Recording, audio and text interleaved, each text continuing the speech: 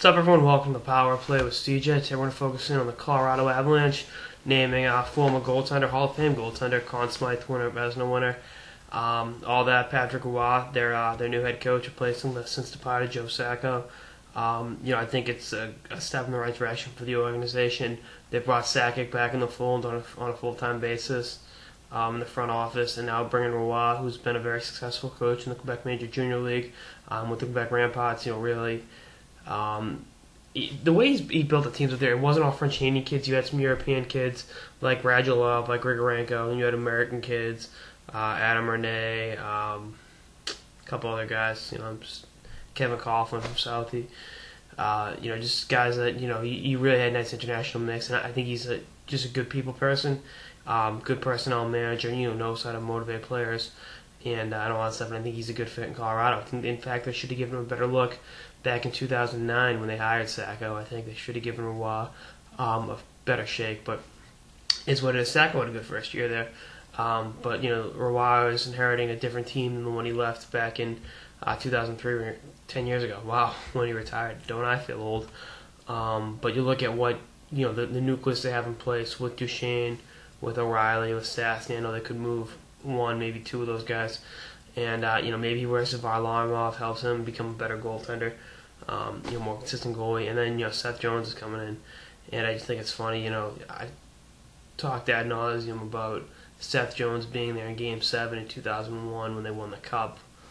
Roy obviously won the Conn Smythe that year and was, the critical, was the backbone of that Avalanche team, I should say. So that definitely factors in. But I think it's really going to be it's a good day for hockey in Denver. I think having Roy back is good. Not only sell to the fans, but he's a good hockey mind, and I think he'll get the best out of those players.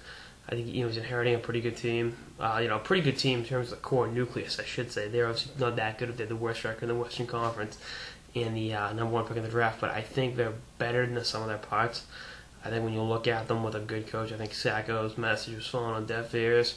There wasn't enough veteran leadership in the locker room, and you saw that with Jaguar after the rant there, and having a 20-year-old captain in Gabriel Landeskog was another thing that really, I think, hurt them. Because it wasn't a Mark Recchi of sorts, you know what I mean, to back up Landeskog's message in the locker room the way Recchi was there for Bergeron and Chara in the Bruins room back in 2011. I think that's what you need some veteran leadership in that room to back up your young captain, and then the rest of the guys got to step up and improve their game, both tangibly and intangibly. And I think Roy will get that out of everyone. I think that's something to keep an eye on. Like I said, I like the signing. I think he's going to do good things.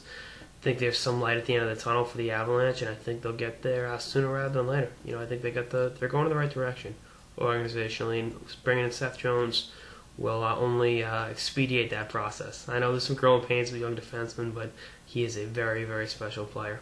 Anyway, that's on this episode of the Power Play with CJ on the Colorado Avalanche, naming Patrick Roy head coach. Stay tuned for more episodes throughout the season and beyond. Later, guys.